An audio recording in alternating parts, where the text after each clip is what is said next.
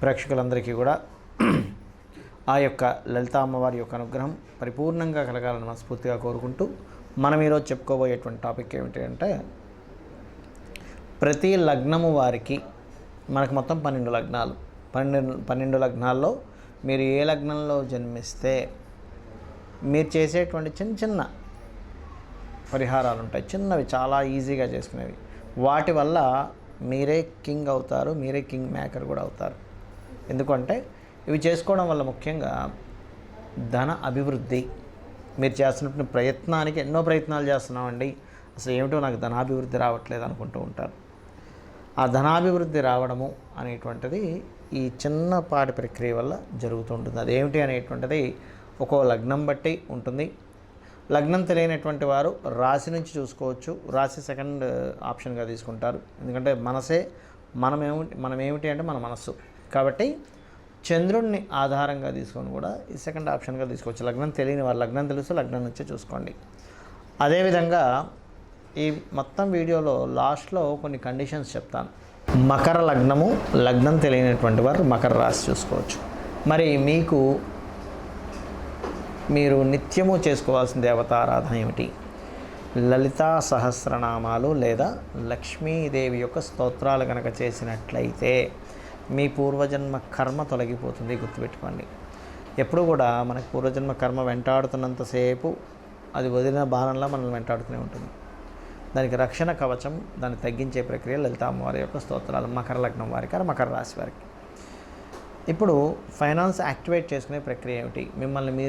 మీకు మీరే king maker, మిమ్మల్ని మీరే కింగ్గా మార్చుకోగలరు. ఎలాగా అంటే, ఇక్కడ నవగ్రహ ఆలయాలు ఉంటాయి.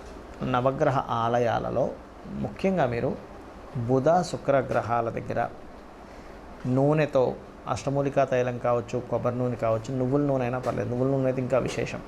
నువ్వుల నూనెతో శుక్ర బుధ గ్రహాల దగ్గర దీపారాధన చేస్తూ విష్ణు లలితా సహస్రనామాలు రెగ్యులర్గా వింటూ ఉండండి. దీని ద్వారా మీ మనీ యాక్టివేషన్ అనేటువంటిది జరుగుతుంది. వీటితో పాటు గుర్తుపెట్టుకోండి, ఈ దీపారాధన నవగ్రహాల్లో చెప్పాను కదా, ఇప్పుడు ఈ 2 గ్రహాల దగ్గర. దీంతో పాటు బ్లాకింగ్ భాగ్య చక్ర అంటారు. అంటే మీ ధనం ఎక్కడో, మీరు పూర్వజన్మలో చేసుకున్న పుణ్యం ఎక్కడో బ్లాక్ అయిపోయింది, అది జన్మజాతకంలో ఉంటుంది. కాబట్టి ఆ బ్లాకింగ్ భాగ్య చక్ర మీకు బ్లాక్ అయినది క్లియర్ అవ్వాలి. కాబట్టి మీరు ఏం చేస్తారంటే, శనగలు ఉంటాయి, శనగలు కందులు, ఈ రెండిటిని కేజీంబావు తీసుకొని శనగలతో పసుపు రంగు వస్త్రాన్ని, కందులతో ఎరుపు రంగు వస్త్రాన్ని దానంగా ఇవ్వండి మీకు దగ్గరలో ఉన్న పురోహితులకి. ఎన్నిసార్లు ఇవ్వాలి అంటే, నెలకోసారి ఇవ్వచ్చు, వారానికి ఒకసారి ఇవ్వచ్చు, లేదా 2-3 నెలలకోసారి ఇవ్వచ్చు.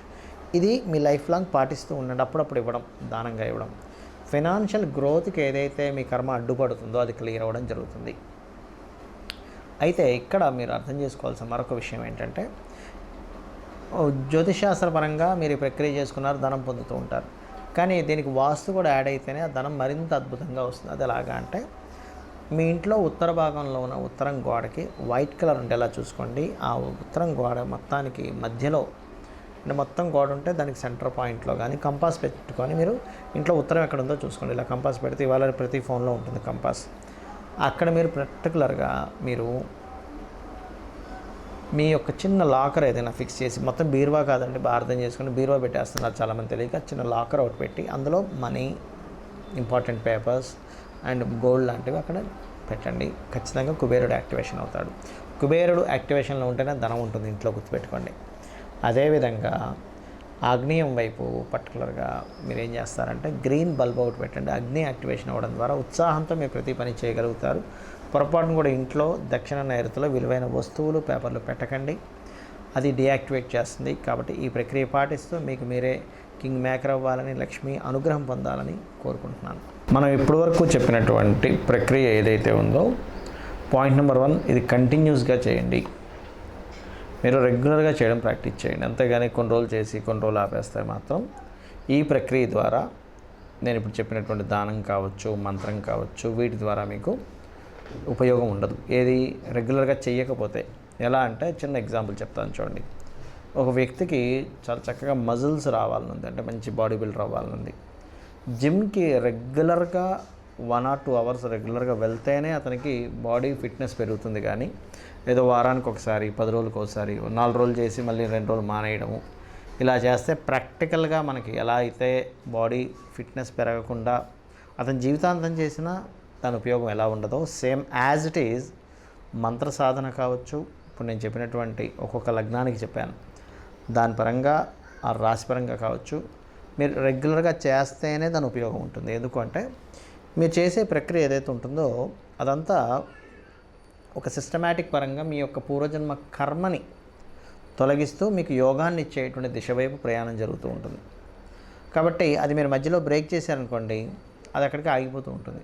కాబట్టి ఇది రెగ్యులర్గా చేయడం ఫస్ట్ ప్రాక్టీస్ చేయండి, ఒకటి.